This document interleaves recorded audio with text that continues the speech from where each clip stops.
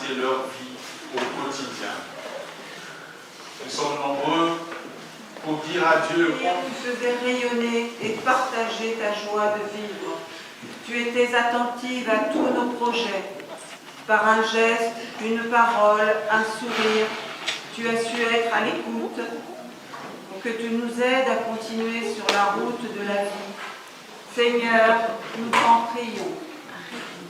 Oh Seigneur, en ce jour, écoute nos prières.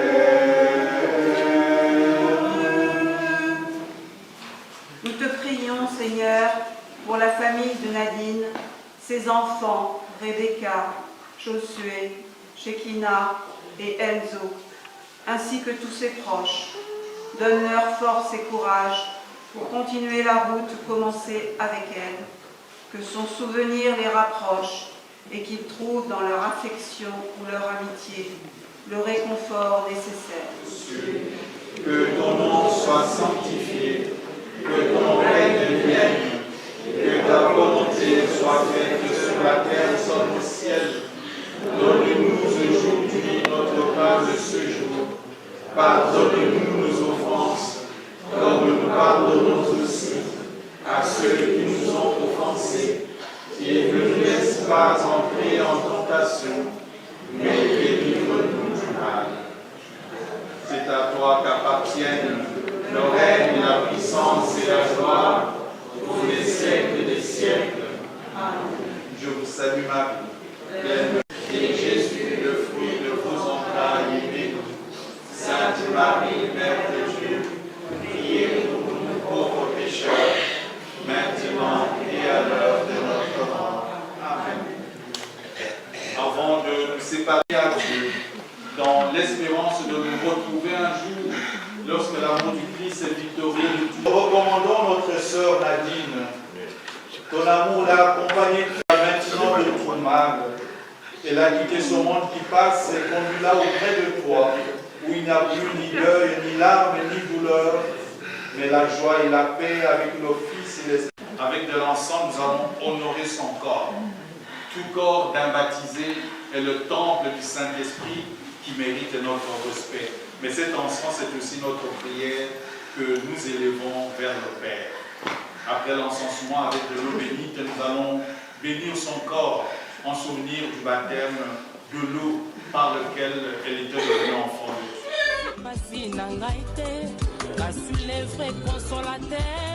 Seigneur Yesu nangai, okotanga motema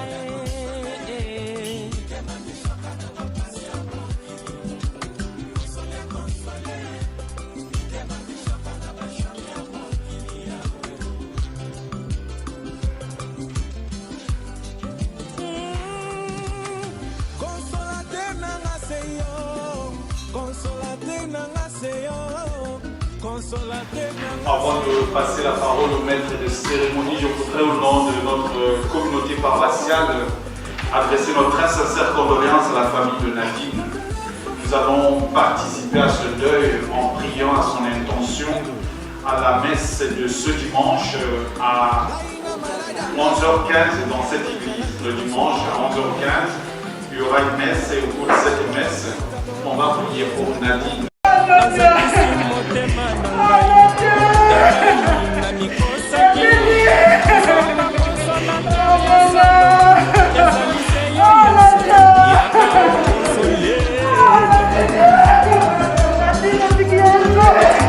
mokolongo nazoki matanga batebele bayaki na matanga bamosusu bapesinga mbongo kasi esilisi pasi na ngai te kasi le vrai consolateur Seigneur Yesu na ngai okotanga motema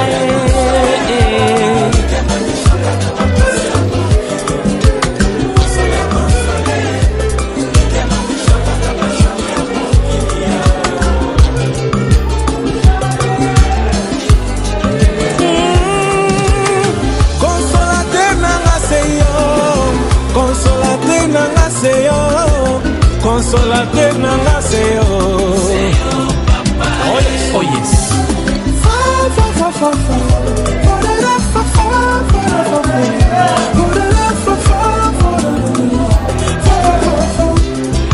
lelo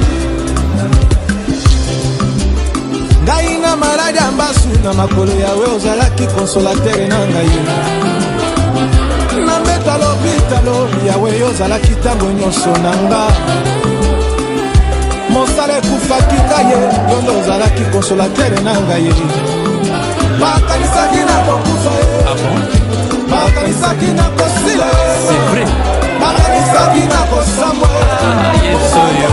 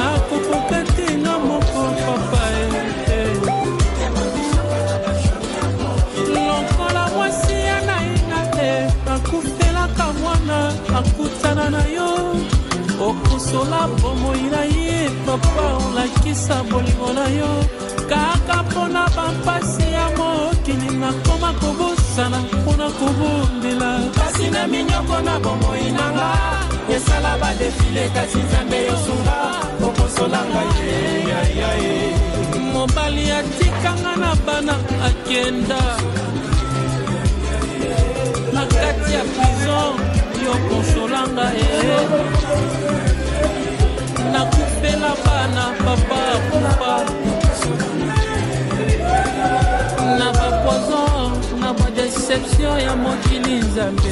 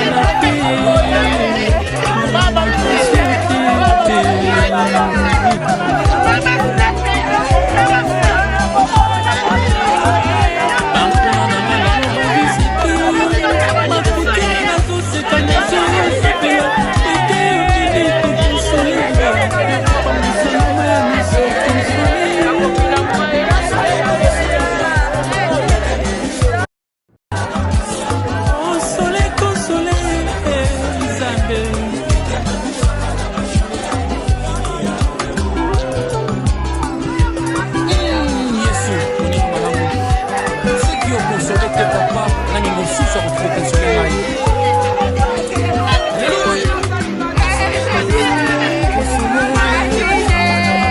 nakokoka te na moko papa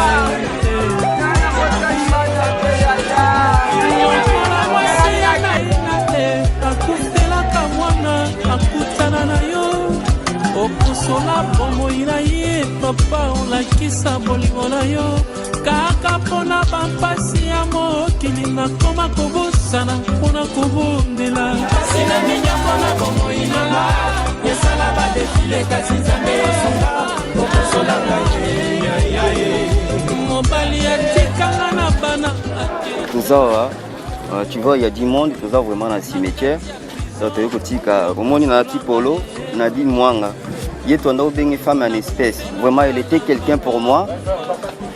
Je sais pas comment expliquer ça. Nga azalaki so amoni na papa za 50 kosongela bana ji tozalaki bien donc nga déjà komona nga bilan mobali ya soit masa na biso bana ogana na binde masa na nga vraiment c'est vraiment mon ami vous comprendre tout toza vraiment on est vraiment en deuil et s'il était de continuer deuil vous comprendre donc bela olobeza te tande batu ba de kotika Nadine vraiment toi na mawa toi na souci les gens de la biso nyos mais pour Nadine c'était pas le moment tozalaki ne a bien des akamutake vacances na kini lelo ko maizonga na liwa vraiment nzambe kaka mutapesa ka mutazwaka to baksebele te mais o ayibi nzela Nadine nge tanki mwana nzambe na yebi ke nzamba otika te donc et puis nous avons président l'association Les Amis de l'Essonne, voilà, dans Tozarana Caval, ami intime, mon ami personnel. Caval, c'est copain à Nadine.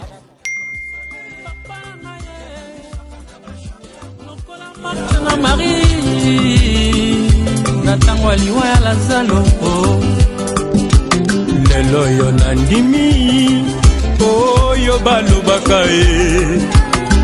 Moto azali kaka moto nzamba azali se nzambe moto oyo nabyangaki l'habitante de mon cœur mwasi oyo nakabelaki esika na motema na ngai akosaki ngai ete ke nakokonsoli motema na yo na mikolo mike ya papa ya wana akeiye azokisi motema na ngai engai na mikosaki nzoka consolateur ya solo ezali se yo Yesu yaka okonsole mokolo nga nazwaki matanga ye batsebele bayaki na matanga bamosusu bapesinga mbongo ye kasi esilisi pasi na ngai te kasi le vrai consolateur Seigneur Yesu na ngai okotanga motema ye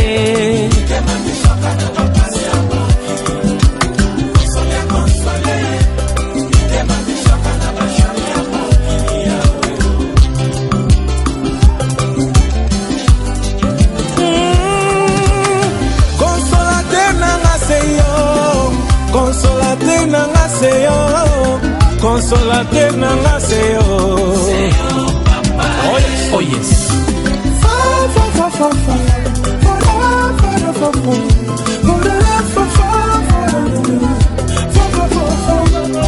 Alléluia ngai na maladi ambasu na makolo yawe ozalaki consolateur nanga yo nabeta lopitalo yawe ozalaki ntango nyonso na nga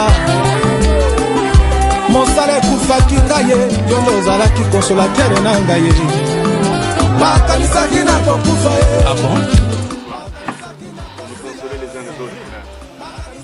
Seul Dieu peut apporter la consolation qu'aucun humain ou tout peut apporter.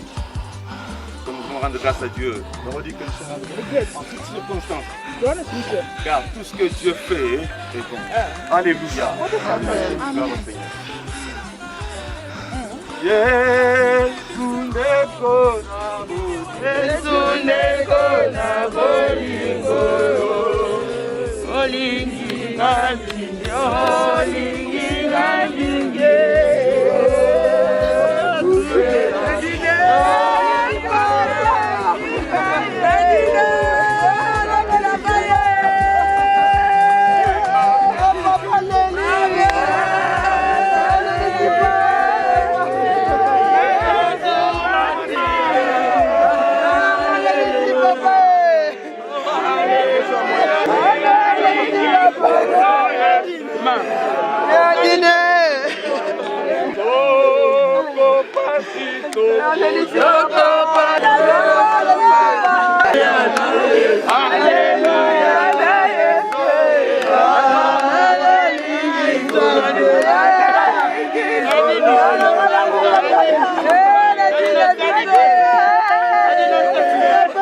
Nous voulons interpeller les cœurs de tout un chacun de nous de rester dans la paix.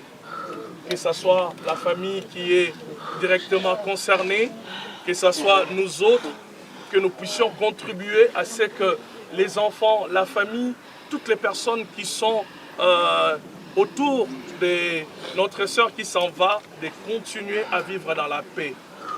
Que nos agissements, nos paroles, nos gestes soient des gestes de paix.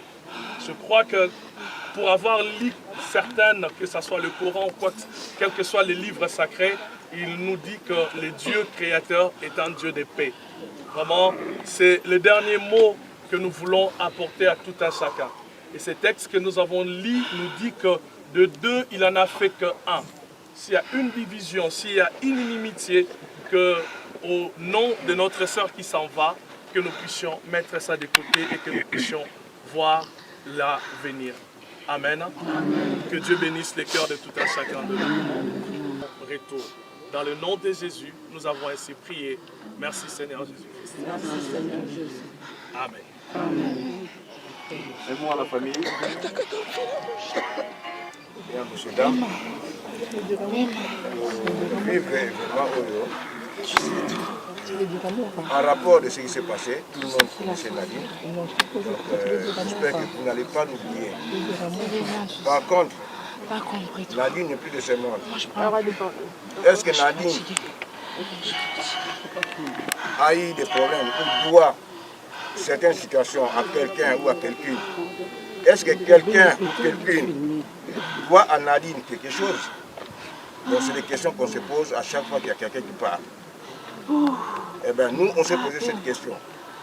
Si jamais quelqu'un peut venir nous voir pour nous exposer ce qu'il a comme souci par rapport à Nadine, ou ce que Nadine avait à lui devoir, eh bien, on trouvera un compromis pour pouvoir voir comment faire. En pays, mettre au bout, c'est un côté parce que Ngaï n'a pas de roi. Beaucoup de nièce bien ni Ngaï n'a pas de moi parce qu'elle a grandi avec nous. Depuis que je suis là, la province de Guantia. Donc, je suis vraiment désolé. Excusez-moi, je crois que je vais en terminer là. Merci. Voilà. La famille que...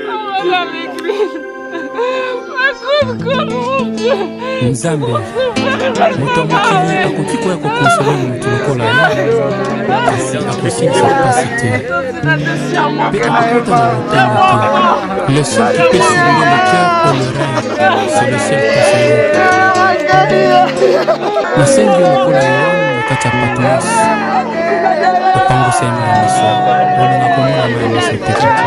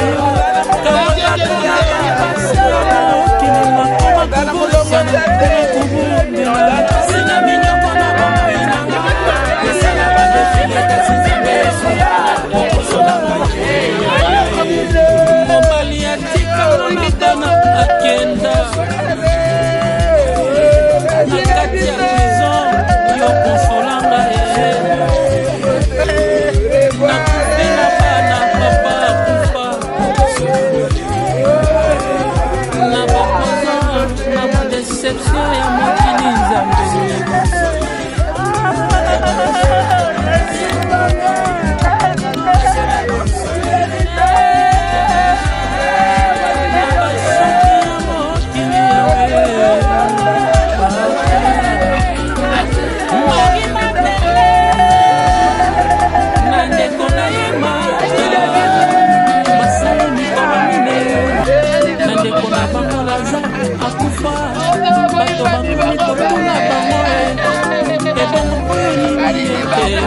kasi Jésus ayaka kosilisa basi oyo yango nazali kosenga nzambe ndenge okonsola bango konsole mpe ngai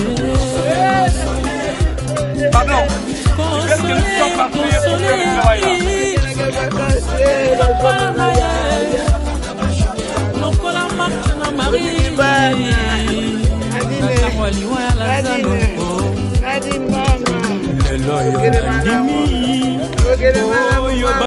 mwasi oyo nakabelaki esika na motema na ngai akosaki ngai ye ke nakokonsoli motema na yo na mikono mike ya pamba ya wana kakei ye azokisi motema na ngai engai na mikosaki nzoka consolateur ya solo ezali se yo yesu.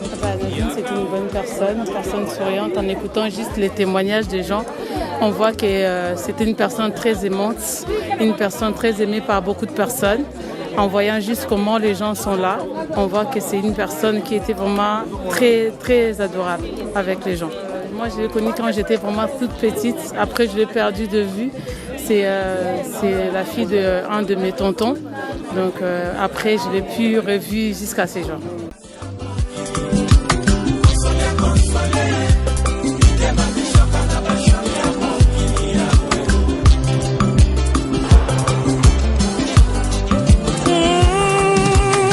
Consolateur nanga seyo, consolateur nanga seyo. Oh yes.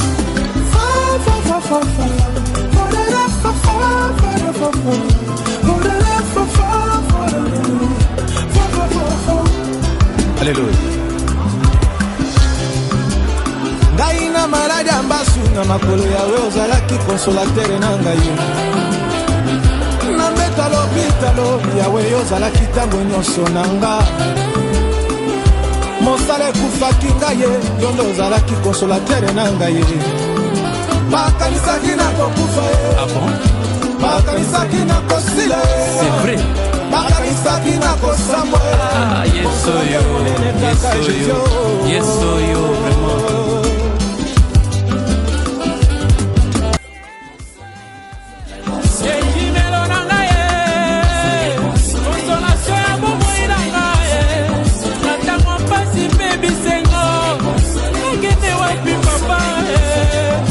nazelaki elasinga nazwa te silisa pasi nanga nzambe namona loboko na yo papa nanga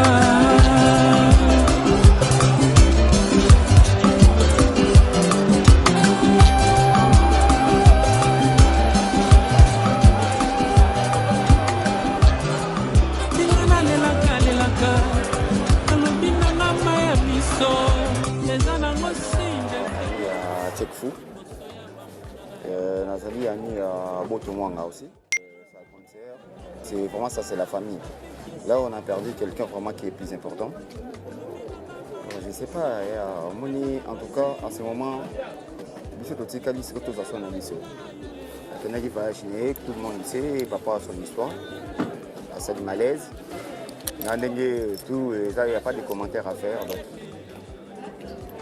Parce que surtout biso ngai loko na kolobana na communauté na biso c'est que ça na jalousie moko boye pour soit ya kosala moto mabe petit makutinga nazo seka nazo sipela wete yo mimi ko consoler pa musanga meno so consoler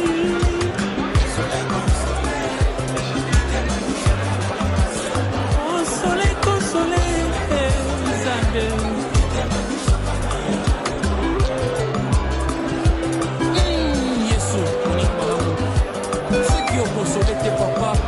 mosusu ya kokonsole ngai. Alleluya. nakokoka te nga moko papa Yangwana Nadine mwana ya mama Julienne na tata moto mwana akendaki na Kinshasa na vacances lokola bato nyonso bazokende na mboka na bango po bakende komona mboka oyo batata na bango na bakoko na bango bakotamaki. Nadine na bami na ye azwi ce qu'on appelle rupture d'anévrisme, c'est-à-dire hémorragie cérébrale au niveau de l'artère communicante na arachnoïde entre les deux méninges, pumère et tumère. Il y a l'espace qu'on appelle arachnoïde. Et cette artère communicante, c'est là où normalement Nadine a saigné. Bameli Nadine na hôpital oyo babengi Semka. Nadine a sali 6 jours.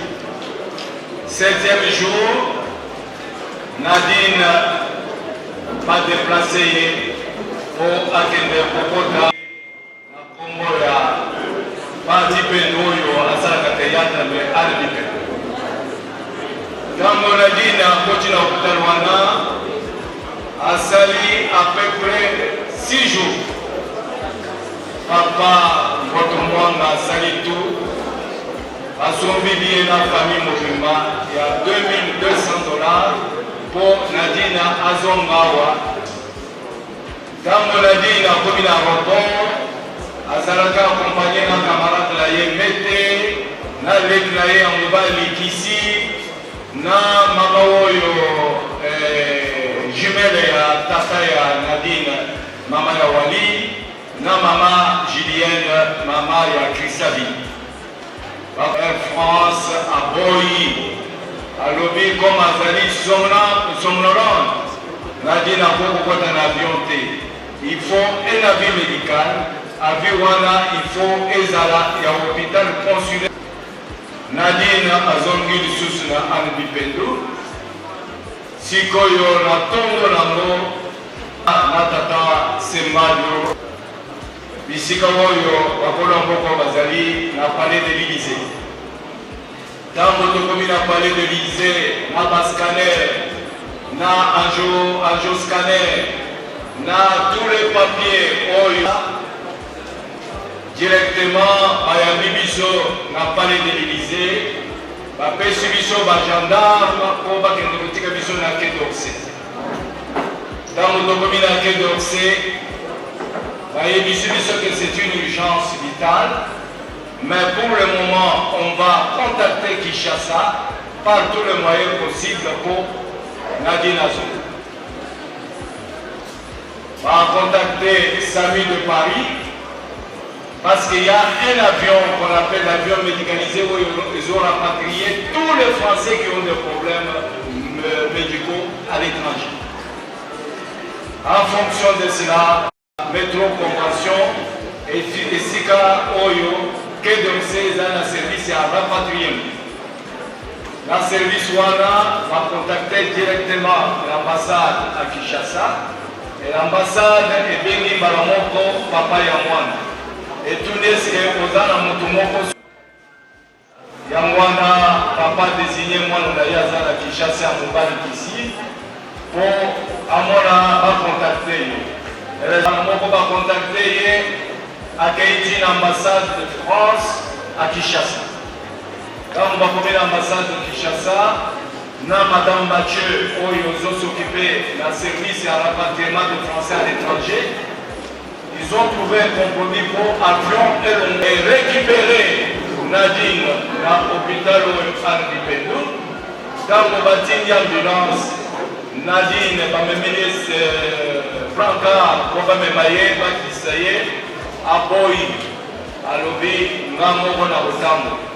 Nadine a le premier étage, Tina rez-de-chaussée, na rez-de-chaussée ti libanda ntango akoti na ambulance moyebisie madame tokumemisa tokutio na branka alobi nga moko na mwasi papa na ye asolo na ye ntina asolo na ye bandeko na ye nyonso baza kobenga Clémence mwasi ya Dive abengaki mama Mwilu abengaki bato nyonso wana basolole na Nadine ntango basolole na Nadine aza koloba kaka nazonga nakende kotala bana na ngai fo nazonga na Paris ntango mwana wana akomi na hôpital oyo consulaire ya ambassade de France asali ce qu'on appelle l'engagement cérébral. L'engagement cérébral dans les termes médicaux, c'est-à-dire le cerveau qui veut sortir de la boîte crânienne, c'est-à-dire une pression importante, c'est-à-dire douleur oyo mutu moko kokosimba ngote yangwana baraser directement Nadine va poser ce qu'on appelle un cathéter. Et ce cathéter pour aspirer la pression, diminuer la pression intra. Suite à cela, on a intubé, ventilé Nadine et en fonction de cela, le gouvernement français appelle l'avion médicalisé. Il n'y a que des médecins et des chirurgiens à l'intérieur et des infirmiers. L'avion commis à Kinshasa, Azui Nadine, Akela Yeti l'aéroport, dans au niveau de la Méditerranée, ce qui s'est passé, on a constaté que c'est comme s'il y avait un arrêt au niveau cérébral, c'est-à-dire mort clinique. C'est ainsi qu'au lieu de continuer, on a vu sur la que Nadine a commencé dans l'hôpital de Corbeil-Essonne. Natongo papa komi na hôpital ya Essonne amoni Nadine te atuna bayebise akomi bana biso te botuna kaka na Quai d'Orsay. C'est ainsi qu'on a appelé le Quai d'Orsay. Le Quai d'Orsay nous a donné l'information comme quoi Nadine a commis na France pour le moment azali na l'île oyo babengi Majorque côté ya Espagne. C'est ainsi que directement l'ambassade de France à Kinshasa et le Quai d'Orsay ont informé le père Nadine azali na Majorque, mais il faut yo déplacer au Quai de la Majorque. Là bas fatigue nyonso pour raconter makambo nyonso te papa zwi avion a comité na Majorque le même jour azalaki na Corbeil-Essonne à 8h et vers l'après-midi à 13h 14h il était à Majorque, il a pris l'avion jusqu'à Majorque.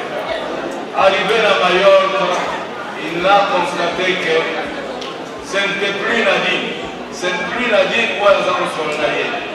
Il était accompagné d'un mois de Tine.